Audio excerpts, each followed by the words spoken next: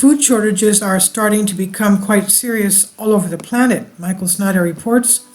The worst case scenario that many of the experts feared is starting to play out right in front of our eyes. Throughout 2022, I repeatedly warned my regular readers that there were all sorts of indications that the emerging global food crisis would go to entirely new levels in 2023, and that's precisely what's happening. In response to tightening supplies of food, prices are surging all over the planet, and the number of desperately hungry people is exploding. Unfortunately, this crisis is not going to be just temporary. As I'll explain at the end of the article, the global nightmare that we're facing is inevitably going to intensify in the years ahead. Most of us in the Western world simply do not understand how badly conditions have already deteriorated in much of the world. For example, Reuters is admitting that the hunger crisis in Africa has now become bigger and more complex than the continent has ever seen. Across Africa, from east to west, people are experiencing a food crisis that is bigger and more complex than the continent has ever seen, say diplomats and humanitarian workers. Please let that sink in for a moment. There have been many famines in Africa in the past, but things have never been as bad as they are right now. Meanwhile, in the Middle East, a severe shortage of wheat is forcing many Pakistanis to wait in line for hours to receive a single bag. Pakistan is currently suffering from skyrocketing prices and a shortage of wheat flour, with people waiting in line for hours to receive a single bag. Would you wait in line for hours for one bag of flour? If you were desperately hungry, you would.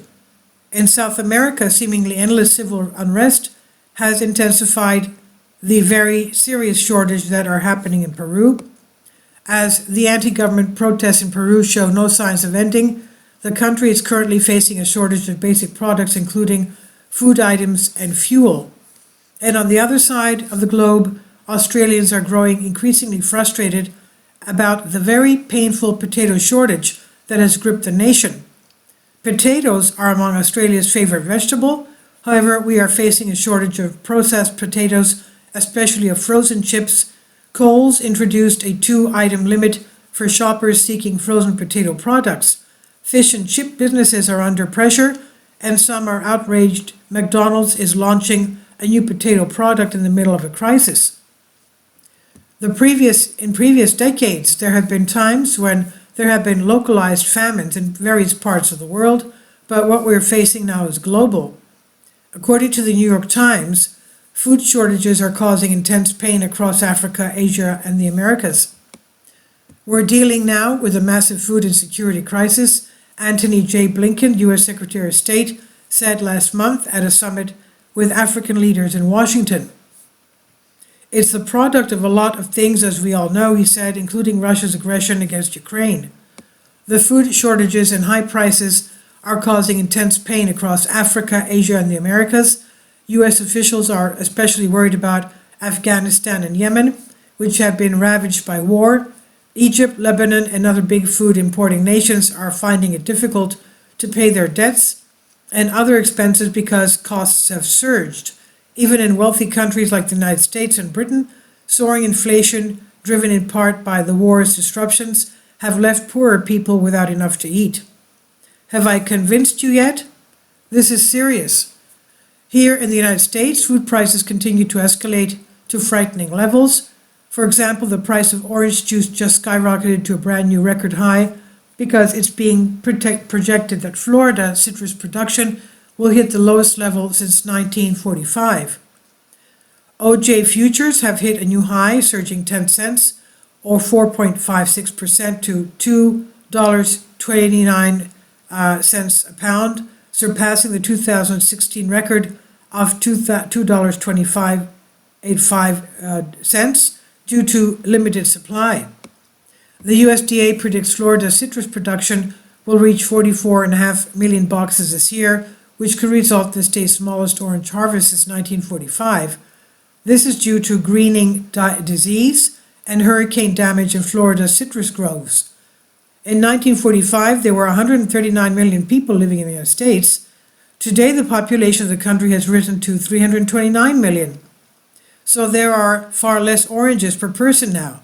The size of the national cattle herd is also shrinking. The latest figures from the U.S. Department of Agriculture Cattle Inventory Report on Tuesday showed 89.3 million cattle as of January 1st, down 3% from a year ago. The decline was not unexpected and was in line with a Bloomberg survey. This means that beef prices are going to continue to go higher and higher. You could try to switch to chicken or turkey, but thanks to the bird flu pandemic, they certainly are not inexpensive either. At this point, the bird flu has already killed more than 58 million chickens and turkeys in the United States. If that wasn't bad enough, now a lot of chicken farmers around the country are reporting that their hens have suddenly stopped laying eggs. This is something that Tucker Carlson recently discussed.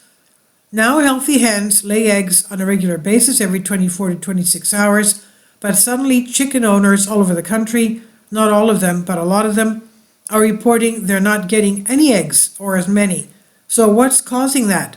Clearly something is causing that. Some have concluded their chicken feed may be responsible.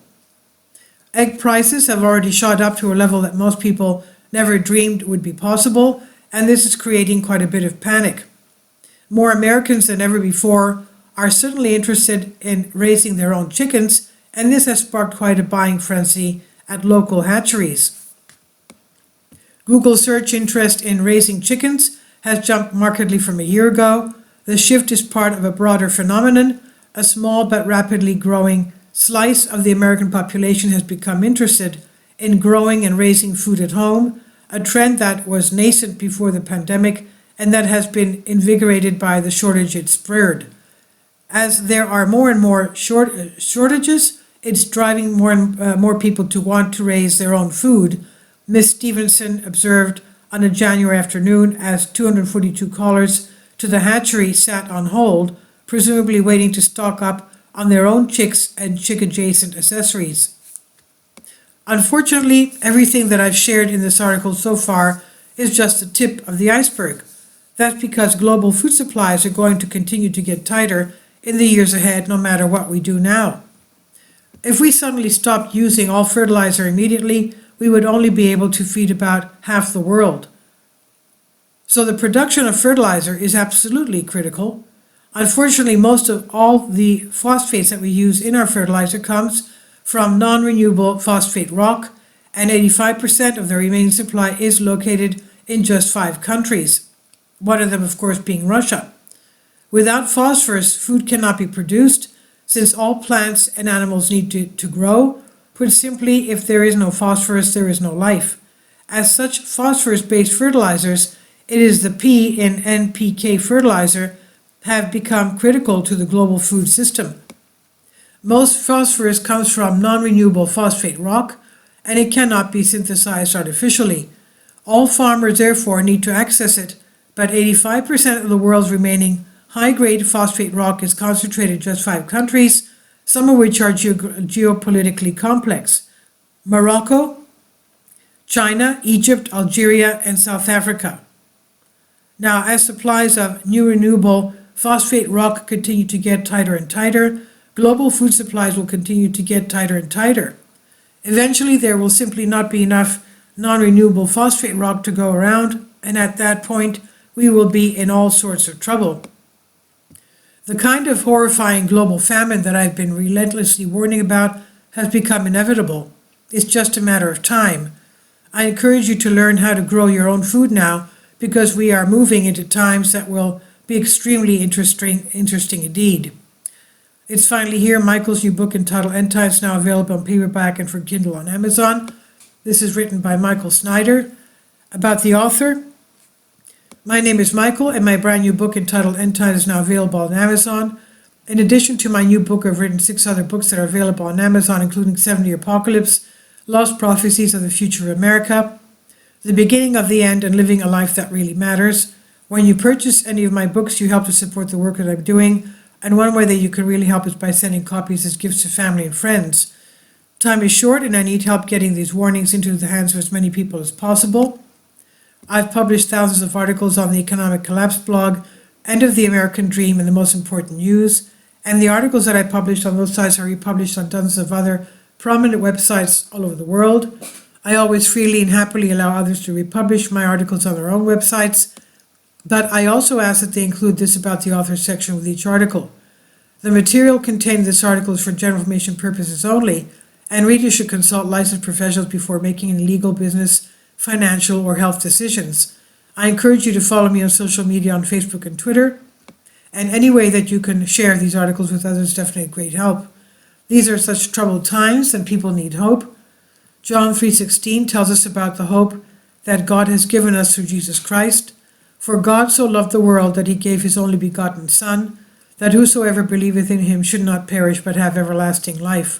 If you have not already done so, I strongly urge you to invite Jesus Christ to be your Lord and Savior today. This is by Michael Snyder on the Economic Collapse blog. Please leave your comments. Thank you for your support. Kindly support my Patreon account. The daily posts are 5 videos daily, and they are totally different from what I have on my YouTube channel. Thank you so much for your support and that you find all my content so interesting. You'll find the Patreon account details in the description box.